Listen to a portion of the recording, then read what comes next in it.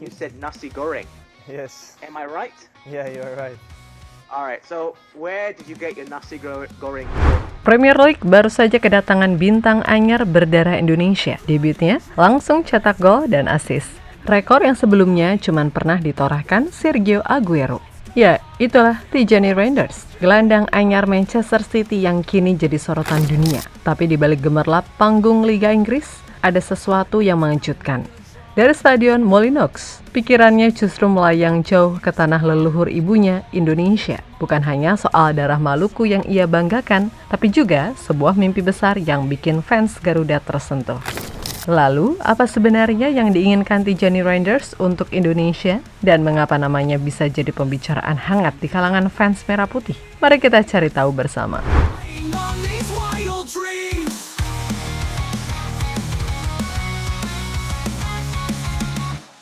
Lights fade into dark, but our spirit lights a spark. With each beat, the distance close. Perjalanan karir Tijani Reinders memang luar biasa cepat menanjak. Setelah tampil impresif di AZ Alkmaar, namanya mencuat hingga akhirnya bergabung dengan AC Milan pada tahun 2023. Di Italia, ia langsung jadi andalan Rossoneri, bahkan sempat dinobatkan sebagai midfielder of the season Serie A. Puncaknya terjadi pada musim panas 2025 ketika Manchester City datang membawa tawaran fantastis. Tak main-main, City menggelontorkan 75 juta euro atau setara dengan 1,3 triliun rupiah untuk membawanya ke Etihad. Sebuah angka yang bikin AC Milan luluh, sekaligus bukti betapa besarnya potensi yang dimiliki gelandang berdarah Maluku ini. Dan benar aja, debutnya di Premier League langsung pecah rekor. Saat menghadapi Wolverhampton, Tijani menyumbangkan 1 gol dan 1 assist, mengantarkan City menang 4-0. Catatan itu membuatnya masuk buku sejarah sebagai pemain kedua City, setelah Sergio Aguero yang bisa cetak gol dan assist dalam laga debut di Premier League. Bagi banyak orang, inilah awal era baru bagi Manchester City di lini tengah. Tijani sendiri mengaku salah satu alasan utama hijrah ke Inggris adalah kesempatan belajar langsung di bawah arahan Pep Guardiola. Menurutnya, Pep adalah sosok yang bisa membuatnya menjadi gelandang yang lebih komplit.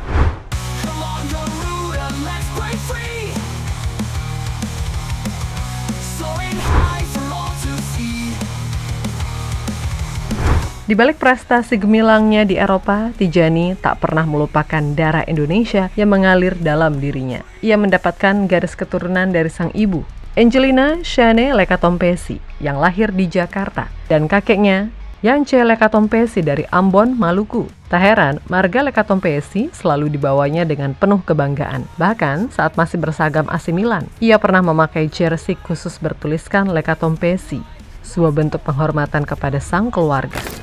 Selain identitas, ada juga cerita yang lebih sederhana namun sangat membekas, nasi goreng. Dalam wawancara bersama media Malaysia, Stadium Astro, Tijani tertawa saat dirinya ditanya soal makanan favorit. I need to ask a little bit about the Indonesian heritage because I'm Malaysian, I'm mixed, I guess you could say in a way like you are. And I think it was TikTok or Instagram, it was quick fire question with you from City and they asked your favorite dish. And you said nasi goreng. Yes. Am I right? Yeah, you are right. Alright, so where did you get your nasi goreng growing up? From my grandmother. She made the best one. She made it for you like, what is it, we're talking about once a week or? It was not like every week because she had more dishes, of course. But the nasi goreng is still my favorite. Also, when my mother makes it, it's really good. Bahkan dengan bercanda, ia menambahkan, mungkin karena nasi goreng, ia bisa ada di Premier League sekarang. It's really good. Are you allowed to have it now? You're a pro footballer? Of course. Good You carbs. sure? Good carbs. Good carbs. They're listening to you right now. The dietitian But might have maybe a because word. of the nasi goreng I'm here. Yeah. Namun bukan hanya soal makanan, dari keluarganya yang berdarah Indonesia, Tijani juga belajar nilai-nilai hidup yang ia pegang sampai sekarang. Yeah, of course. Always respect for the elders, and yeah, family is the most important thing, and that's still counting for me. Like family is on number one, and yeah, especially have respect for the others. Always walk with your head up, but never look down on others. So yeah, that are things we we got learned when we were younger. Menghormati yang lebih tua dan respect tidak merendahkan dari yang lebih muda. Nilai sederhana itu kini melekat dalam dirinya, bahkan saat ia tampil di panggung terbesar sepak bola dunia. Together we can touch the sky. Along the route and let's break free. Soaring high for all to Meskipun kini berseragam timnas Belanda, hati Tijani tak pernah jauh dari Indonesia. Ia mengakui bahwa dirinya selalu menonton setiap pertandingan timnas Indonesia, terutama saat berlaga di kualifikasi Piala Dunia 2026. The national team now. Yeah, I'm proud of that. Yeah, the national team I follow for sure. The league itself in Indonesia I don't follow, but yeah, when they play the qualifiers, I watched every game. So yeah, I hope they will make it. Ya, salah satu alasannya tentu karena ada sosok Eleno Reinders, adiknya yang kini jadi andalan skuad Garuda. Tijani bahkan terang-terangan menyebut dirinya selalu mendoakan agar Indonesia bisa lolos ke putaran final. Every game. So yeah, I hope they will make it. They have a good chance, and it would be a dream to face my brother in the World Cup. That would be amazing. But the Indonesian fans, I think they are. Bagi Tijani, bayangan Indonesia melawan Belanda di Piala Dunia bukan sekedar angan-angan. Tijani membayangkan satu skenario yang menurutnya akan jadi momen paling berharga dalam hidupnya, berduel melawan adiknya, Eliano, di panggung Piala Dunia. Bagi dia, pertemuan Belanda kontra Indonesia akan terasa istimewa, bukan hanya soal pertandingan, tapi juga kesempatan berbagi momen personal dengan adiknya, bahkan sampai saling bertukar jersey sebagai simbol kebanggaan keluarga. Skenario itu mungkin terdengar mustahil, tapi jelas jadi mimpi yang begitu emosional karena di balik jersey biru langit Manchester City dan oranye Belanda yang ia kenakan ada ikatan darah dan cinta yang selalu membuatnya menoleh ke arah merah putih.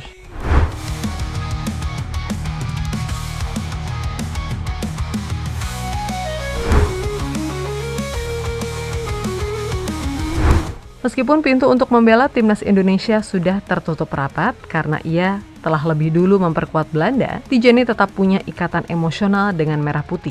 Ia mengaku masih sering menerima pesan dari fans Indonesia yang berharap dirinya bisa bergabung dengan skuad Garuda. Namun dengan tegas ia menyebut hal itu sudah tidak mungkin lagi. Meskipun begitu, Tijani ternyata menyimpan satu rencana lain. Ia tidak menutup kemungkinan untuk kembali ke Indonesia dalam kapasitas berbeda sebagai pelatih timnas. Dalam wawancaranya bersama Stadium Astro, ia menyebut bahwa Patrick Kluivert sebagai sosok inspiratif.